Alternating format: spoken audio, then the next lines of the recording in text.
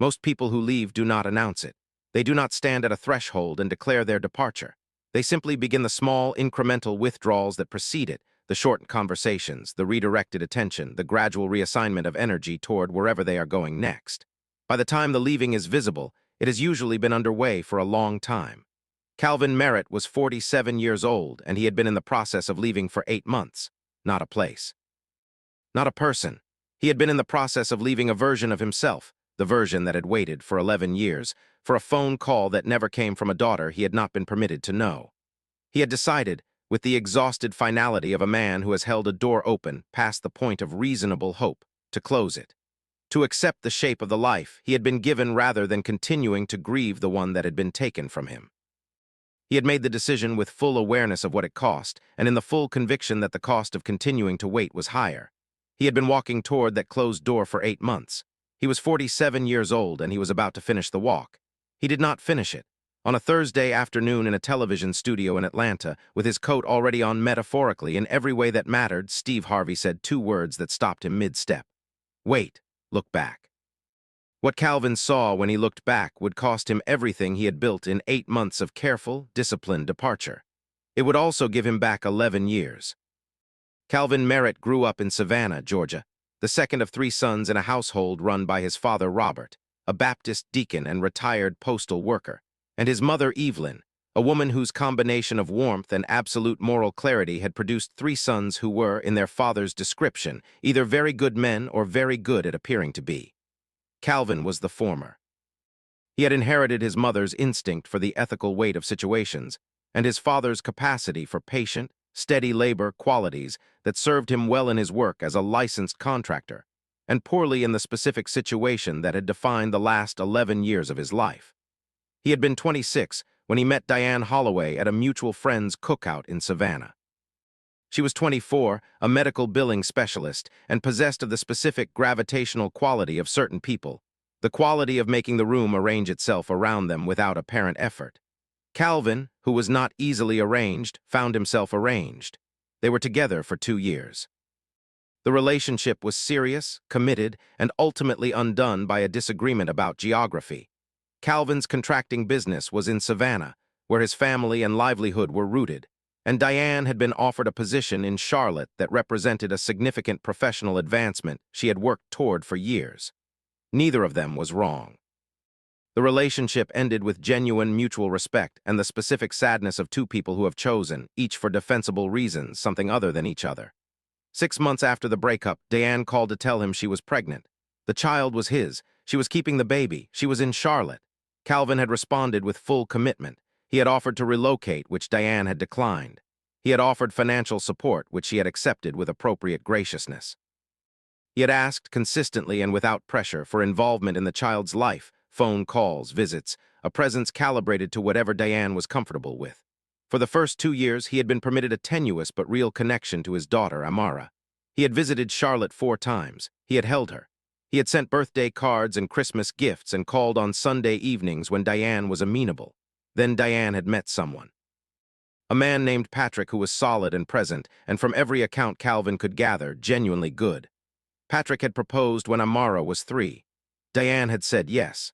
And in the months following the engagement, the calls had become less frequent, the visits more complicated to arrange, the Sunday evenings gradually rescheduled and then not rescheduled. When Amara was 4, Diane had called Calvin and told him that Patrick would be adopting Amara, that they felt it was best for her stability and her sense of family, and that while they were not seeking to erase Calvin from the record, they were asking him to step back from active involvement. Calvin had consulted an attorney. The attorney had told him what family law attorneys tell biological fathers in similar situations in states where they have not been able to establish primary legal paternity, that his options existed but were narrow, that contesting the adoption would be lengthy and expensive and uncertain in outcome, and that a court would weigh Amara's established bond with Patrick heavily. Calvin had listened to all of this. He had also listened to the part of himself that understood, with the moral seriousness his mother had given him, that a custody battle was not a neutral act, that it would require Amara, at 4 years old, to be the terrain of a conflict she had not chosen and could not understand. He had withdrawn. Not because he did not love his daughter, He loved her with the specific, bottomless love of a parent who has had very little time with a child and has organized an enormous portion of their interior life around the time they did have. He withdrew because he could not convince himself that the fight he was capable of having was in her best interest rather than his own. He had spent 11 years with that choice. He had not made peace with it. He had simply carried it. Amara was now 15 years old. She lived in Charlotte with her mother and Patrick and a younger half-brother named Marcus, who was 8. Calvin knew this because he had, over the years, maintained a quiet, non-intrusive awareness of her existence through mutual friends in Savannah who occasionally had news. He had sent birthday cards every year to an address he was not certain was current, with no return address, not wanting to create complications, simply wanting her to know that she was remembered. He did not know whether she received them. He did not know whether she knew who they were from. 8 months ago, Calvin had made the decision to stop. Not the cards, he had stopped those 4 years earlier when he lost confidence in the address. The stopping he had recently completed was interior, the daily act of wondering, the nightly accounting of what might have been, the persistent orientation toward a relationship that had no opening. He had decided at 47 that the remainder of his life would be better served by acceptance than by waiting. It was not giving up. It was a different kind of courage, the courage of the person who puts the stone down rather than the person who carries it further. He had been 8 months into this work when his brother Deshaun had submitted the family to Family Feud. The timing was, to Calvin, simply the timing. He had agreed to go because Deshaun had asked, and because Calvin was a man who showed up when his family needed him to show up. What he did not know was that Amara had been looking for him for 2 years. She had found the birthday cards, not the recent ones, but a box of them, 11 years of them, that her mother had kept and given to her when she turned 13, deciding that Amara was old enough to know the full picture of her own story. Amara had sat with those cards for a long time. She had counted them, one for every year since she was 2. She had asked her mother about Calvin. Diane, who had arrived at a more honest accounting of that period than she had possessed at 28, had told her daughter the truth, that Calvin had loved her, that he had tried, and that Diane had made decisions that were intended to protect Amara's stability, and that had, with the benefit of time, also cost Amara something real.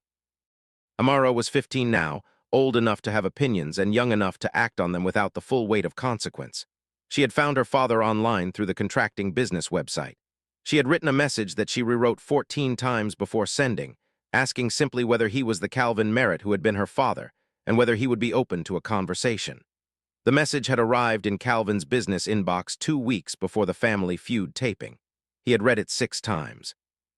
He had not yet responded, not from indifference, but because the arrival of the message had undone 8 months of careful interior work in 30 seconds, and he was still standing in the rubble of it, trying to determine what the right response was from someone who had just decided, with considerable effort, to stop wanting something that had just, without warning, arrived. Amara had told her mother about the message. Diane had made a phone call to the production team. The Merritt family came to the taping as 5.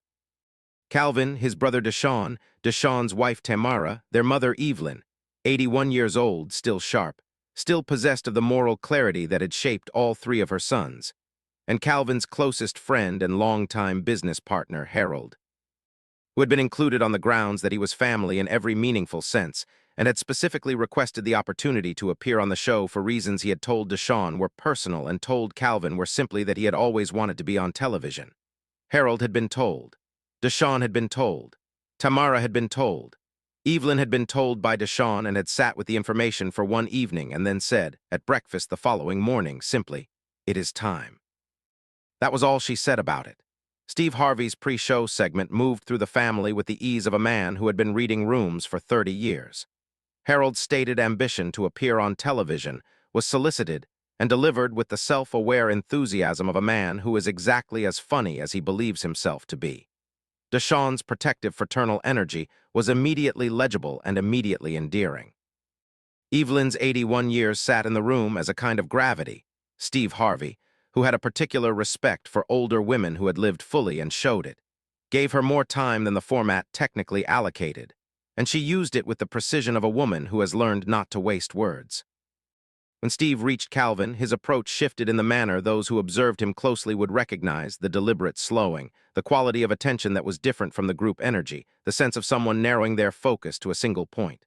"Tell me about your family," Steve said. Calvin described his work, His life in Savannah, his parents with a warmth that was genuine and visible.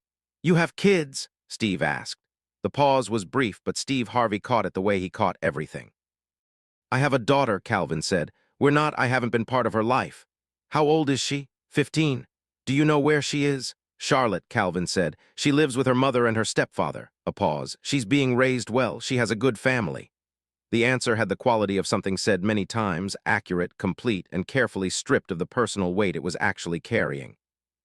Steve Harvey received it with the expression of a man who recognized a managed answer when he heard one. "That sounds like something you've told yourself a lot," Steve said. Calvin looked at him. The expression was not defensive. It was the expression of someone who has been seen accurately and is deciding how to respond to that. "Yeah," he said. "It's true, though." "I believe it's true," Steve said. "Does it help?" "Most days," Calvin said. "What about the other days?" The studio was quiet. Calvin was quiet for a moment. Then, "On the other days I think about birthday cards I sent to an address I wasn't sure was current and didn't know if she received." He paused. "I stopped sending them 4 years ago. I don't know if that was the right call." His voice was entirely steady. The steadiness was the kind that cost something. Steve Harvey looked at him for a long moment. "8 months ago," he said. Calvin's eyes moved with a slight sharpness. "You made a decision." Calvin was very still. "Yes," he said carefully. "Tell me about it."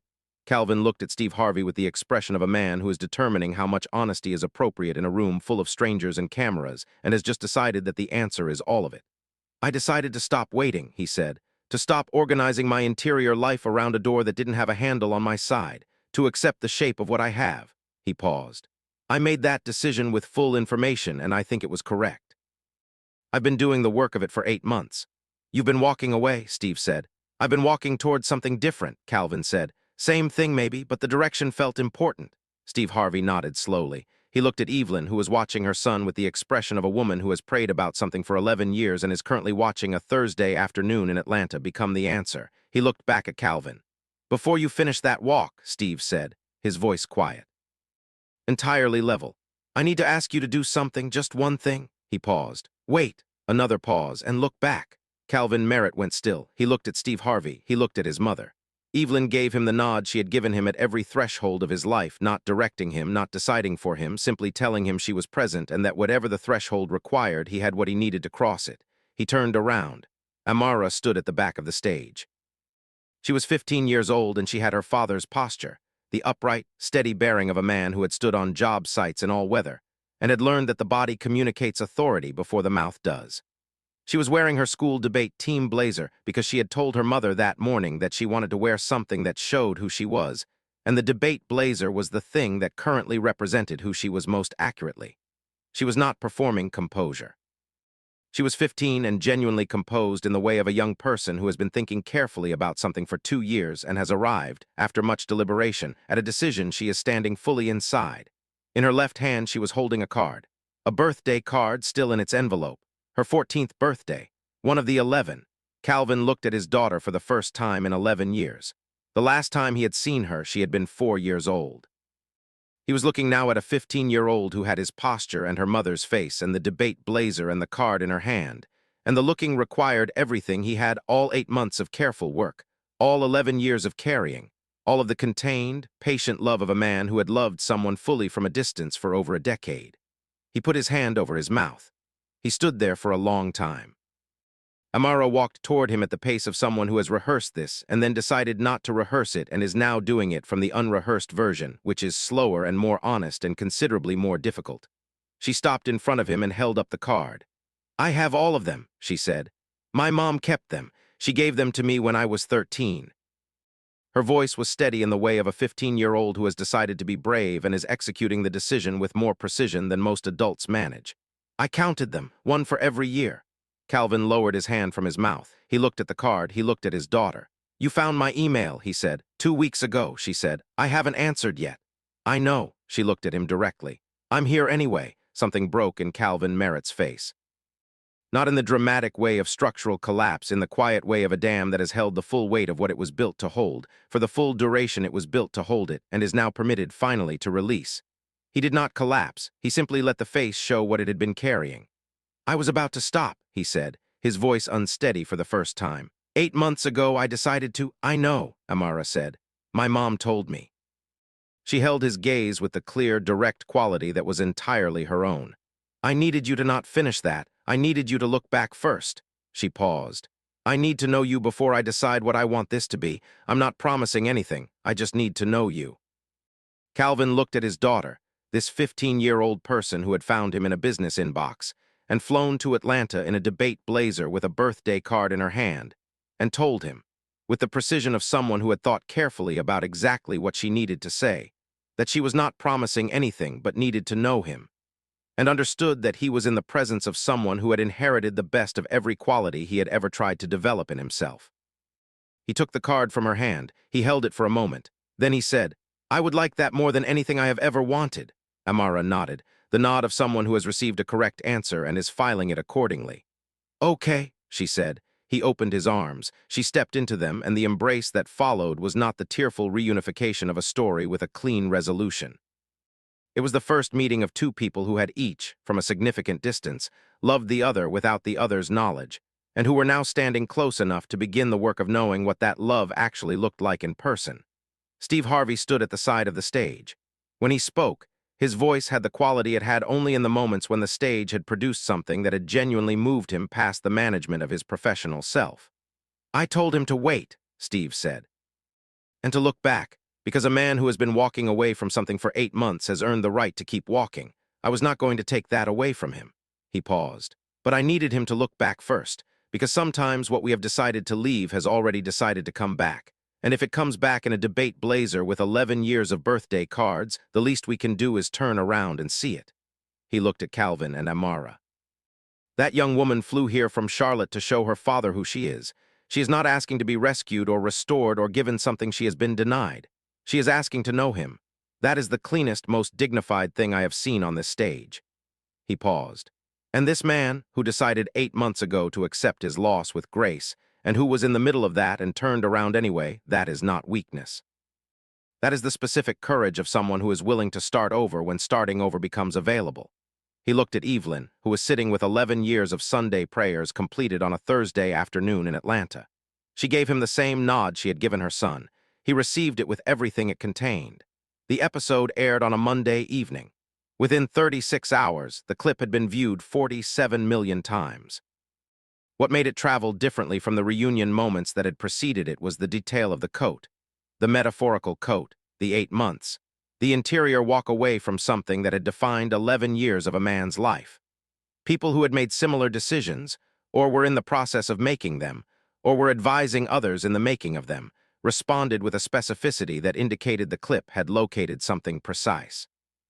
It had named the particular moral weight of the person who decides to stop waiting, who decides, with genuine courage and full information, to accept the shape of a loss, and had then shown what happened when that decision was interrupted not by sentimentality, but by the arrival of what had been waited for. The phrase "look back" traveled independently of the clip in a way that joined turn around slowly, and you're not in the vocabulary that those who followed the show had begun to develop around its most significant moments. It was understood to mean something specific, not looking back in the sense of dwelling on the past, but the active, present tense looking back of someone who is in the middle of departure and has been asked to verify whether departure is still the correct direction. Calvin and Amara did not give interviews. What the production team confirmed at the standard interval was that the two were in contact, and that the contact was proceeding carefully and on Amara's terms, which had been the structure she had specified from the beginning. The structure Amara had specified was this: they would meet in person twice before deciding whether to continue. Each meeting would be on neutral ground, in Charlotte, with Diane's knowledge but not her presence. Amara would ask the questions she wanted to ask. Calvin would answer honestly. At the end of the second meeting, Amara would determine whether she wanted to continue building a relationship, and her determination would be final and respected without argument. Calvin had agreed to these terms immediately and without modification, understanding them as what they were, not a test of his worthiness, which he did not consider himself in a position to claim, but a structure that gave Amara control over her own story, which was the only ethical arrangement available. The first meeting was at a coffee shop in Charlotte on a Saturday morning 3 weeks after the taping. It lasted 2 hours and 40 minutes. Amara had brought a list of questions on her phone. Calvin had answered every one. The questions ranged from the practical: what work do you actually do? What is Savannah like? What is Evelyn like? to the harder ones, asked with the directness of a 15-year-old who has decided that diplomacy is a tool for situations where the truth is not sufficiently available, and this is not one of those situations. She had asked him why he stopped sending the cards. He had told her the truth, that he lost confidence in the address and that the sending, by that point, felt more like a ritual of his own grief than a genuine communication. She had received this answer with the same filing expression she had used on the stage. The second meeting was a month later. Amara brought her half-brother Marcus, 8 years old, who shook Calvin's hand with great solemnity, and then spent the remainder of the meeting examining the structural properties of the restaurant's ceiling with the focus of a small person who has been brought to an event. He does not fully understand, and is making the best of it. Amara had brought Marcus, she explained, because Marcus was part of her family and any relationship Calvin had with her would eventually intersect with him, and she wanted to see how Calvin handled a child he had no obligation toward. Calvin had handled it by talking to Marcus about the ceiling for 20 minutes, explaining load-bearing structures in terms appropriate for an 8-year-old, which Marcus had found excellent. Amara had watched this and noted it with the thoroughness she brought to evidence. At the end of the second meeting in the parking lot, Amara had said, "I want to keep meeting. I want it to go slowly. I am not calling you Dad, and I don't know if I will, but I want to keep going." Calvin had said, "Those are exactly the right terms." She had said, "I know." He had driven back to Savannah and called Deshawn from the highway. Deshawn had said nothing for a moment, then said, "Mom is going to lose it." Calvin had said, "She already knows. She always knows." Evelyn, when Calvin arrived at her house the following Sunday for dinner, had said nothing about any of it over the meal. She had served him the food she always served and asked about the business, and told him about the church fundraiser, and listened to him talk about Harold's latest improbable project with the patience of a woman who had heard all of Harold's improbable projects, and had opinions about all of them. Then at the end of the evening, when he stood to leave, she had held both his hands in hers for a moment, the gesture she reserved for the significant things she had decided not to elaborate on, and said, "I told you it was time." He had said, "Yes, ma'am." She had nodded. He had gone home. Steve Harvey was asked in a subsequent conversation what had moved him most about the episode. He said it was the blazer. He said, "That young woman chose to wear something that showed who she was. Not something soft or something designed to produce a particular response. She wore the blazer because the blazer represented who she had become, and she needed her father to see who she had become before either of them decided what to do about it. That is not a 15-year-old's instinct. That is wisdom. And it tells you everything about who raised her, and I think something about the man whose posture she inherited without knowing him." He said one more thing, which was about the instruction itself. He said that wait and look back were two separate commands, and that the sequence mattered.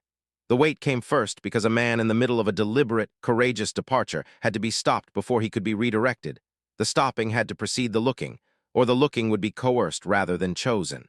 And the look back was not a command to return.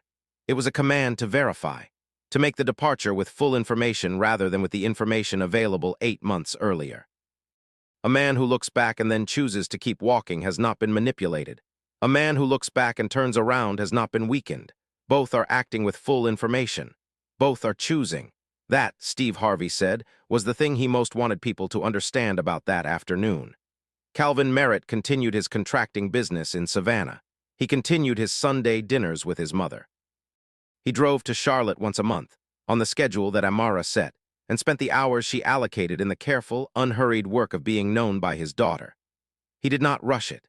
He had learned, from 8 months of walking and 1 afternoon of turning around, that the direction of a life could change in the space of 2 words, and that the change was most durable when it was taken at the pace the person receiving it could sustain.